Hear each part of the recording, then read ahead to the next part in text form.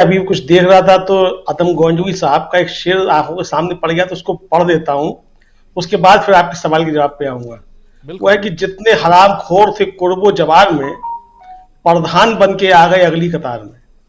अब इसका इस डिबेट से कोई लेना देना नहीं है, जिसको जो समझना वो समझे।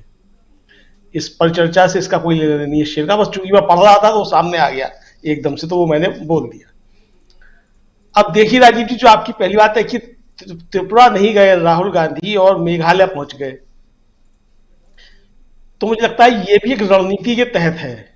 ऐसा मुझको लगता है कि त्रिपुरा में नहीं जाना जो है, वहां चूंकि तृणमूल कांग्रेस भी लड़ रही है और सब कुछ लड़ रहे हैं, वहां सब तरीके के मसले हैं, और वहां एक गठबंधन उनका था सीपीआईएम के साथ में।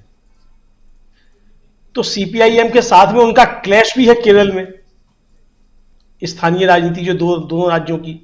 जी। और वो आते हैं चुन करके केरल से, तो केरल की स्थानीय राजनीति में भी राहुल गांधी का दखल रहना ही रहना है, चूंकि वहां के सांसद हैं।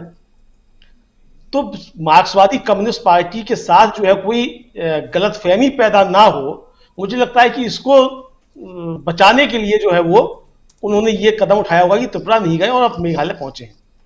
और मेघालय पहुंच के उन्होंने जिस तरीके से वार किए हैं प्रधानमंत्री के ऊपर, भारतीय जनता पार्टी के ऊपर, भारतीय जनता पार्टी के जो प्रच्छन्न सहयोगी हैं उनके ऊपर, वो सीधे सीधे अब ये बात बता रहे हैं कि राहुल गांधी अब जिस रास्ते पे बढ़ रहे हैं, अब इसी चुनाव में उसके नतीजे आ जाएंगे या नहीं आएंगे वो एक अलग का मसला है। चुनाव में उसके नतीजे आएंगे या नहीं आएंगे वो भी एक अलग का मसला है। लेकिन एक रास्ता जो है वो निश्चित तौर पे अब तय होता हुआ दिखाई दे रहा है कि किस रास्ते पे अब कांग्रेस को जाना है और देश की राजनीति को कांग्रेस किस रास्ते पे लेकर के जाना चाहती है। तो जो सवाल बाबा उठ रहे थे कि गठबंधन किससे होगा किससे नहीं होगा, तो ये मुझे लगता है कि गठबंधन होगा कि नहीं होगा, किसके साथ रणनीतिक साझेदारी होगी और किसके साथ किस तरीके के गठबंधन होंगे, कहां कहां किससे होंगे नहीं होंगे, ये धीरे धीरे करके चीजें एक तरीके से स्पष्ट होती जाएंगी। और ये भी अब स्पष्ट होता जा रहा है कि राज्यों के चुनाव को भी उतना ही महत्वपूर्ण अब समझा जा रहा है जितना लोकसभा के चुनाव को समझा जा रहा है। तो ये भी बहुत ज्यादा जरूरी है। अब खड़गे जी ने जिस तरीके से हमला किया नागालैंड से और कहा कि जो है 100 मोदी आ जाए, 100 शाह आ जाए, तो ये जो अब सीधे सीधे अटैक हैं, तो जो 56 इंच की छाती पे जो ये वार हो रहे हैं कांग्रेस के राजीव जी, तो अब ये देखना है कि वो 56 इंच का छाती जो है वो कौन सी ढाल लेकर के आती है जिसपे उस ढाल पे जो है इन वारों को वो झेल सके। तो अब ये देखना होगा कि वो ढाल जो है 56 इंच की छाती की वो मजबूत है या कांग्रेस जो वार कर रही है वो ज्यादा मजबूत है। तो ये तो अब तय होगा 2024 की आप करेगी। तो जी। अब जो चीजें सब मिलाकर के सामने आ रही है उससे ये चीजें एक तरीके की बिल्कुल जो है वो साफ साफ बनती चली आ रही है। अब जो एस जयशंकर जी का जो इंटरव्यू छपा है राजीव जी, एक तो ये कांग्रेस की जो पिछली सरकार रही, खासतौर से यूपीए 2 और यूपीए 1, लेकिन यूपी 2 के खास तौर में मुझे लगता है कि वो उसको चलाने वाले लोग जो थे, उस सरकार को चलाने वाले, वो या तो अनाड़ी किस्म के थे या बहुत सी चीजों को वो इग्नोर करते रहे। यानी उस सरकार के दो दो सचिव जो हैं वो मंत्री बने बैठे हैं भारतीय जनता पार्टी की सरकार में। आर के सिंह जिन्होंने हिंदू भगवा आतंकवाद और हिंदू आतंकवाद कहा था, वो आर के सिंह जो हैं वो भारतीय जनता पार्टी की सरकार में मंत्री हैं।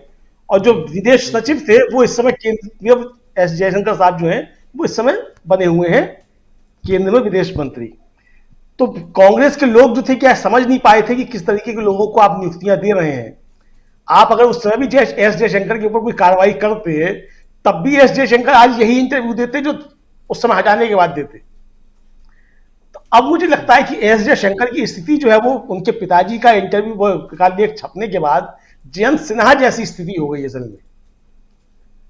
तो अब जयंत सिन्हा की स्थिति से उबरने के लिए एस जयशंकर को जो है काफी कुछ बोलना पड़ रहा है। तो आप उनका दर्द समझिए। मतलब एस जयशंकर मन से शरीफ आदमी हो सकते हैं, होंगे, मेरी उनसे कोई परिचय नहीं है, ना कोई मेरा उनसे कोई दुश्मनी है जो मैं कह दूं कि वो शरीफ आदमी नहीं है। जिस तरह की बातें वो करते हैं तो अंग्रेजी में बोलते हैं खासतौर से ज्यादातर, तो शरीफ आदमी ही लगते हैं। और हर अंग्रेजी बोलने वाला जो है वो आम भारतीयों को शरीफ ही लगता है, तो वो होंगे शरीफ आदमी। तो लेकिन वो जिस तरीके की बातें कर रहे हैं, तो वो मतलब उस यशवंत सिन्हा और जयंत सिन्हा वाली स्थिति से जो बाहर निकलना चाहते हैं।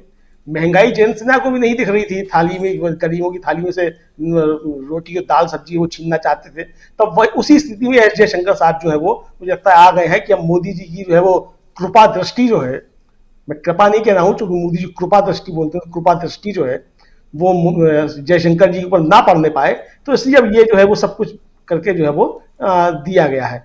अब जो नेहा सिंह राठौर के ऊपर जो कार्रवाई हो रही है, अब इस पर आखिरी मसला जो है, एक तो राजीव जी, जो कोई भी तानाशाह होता है वो लेखकों कवियों से बहुत घबराता है। और मुझे ध्यान नहीं पड़ रहा है वो कहाँ की घटना है, और बार बार सोशल मीडिया पे भी खूब वायरल होती है, वो ध्यान से उतर रहा है कि बच्ची जो माँ से पूछती है कि राजा ने पापा को जो क्यों गिरफ्तार करवा लिया, तो वो माँ कहती है कि वो पापा ने कविता लिखी थी, तो बच्ची कहती है तो वो राजा भी कविता लिख देता। तो अब अगर नेहा सिंह राठौर कुछ गा रही हैं और इतना शऊर जो है भारतीय जनता पार्टी के लोगों के पास होता कि उसका जवाब जो है वो सरकारी बन के नहीं दिया जा सकता है, गा करके भी दिया जा सकता है, तो काहे को बेचारे नोटिस भेजते। तो ये है। अब उसमें है क्या कुल मिला के, अब अगर यही बुलडोजर जो है वो किसी मुसलमान के घर पे चला होता, किसी दलित के घर पे चला होता, तो नेहा सिंह राठौर को नोटिस नहीं मिलता। क्यों नहीं मिलता? क्योंकि भारतीय जनता पार्टी का वोट बैंक तुष्ट होता। तो नेहा सिंह राठौर का उस पर कोई आपत्ति जताती है, उस पर कुछ गाती, तो ये बताया जा रहा है कि देखो मुसलमान के घर पे बुलडोजर चला और बाबा का बुलडोजर तैयार खड़ा है।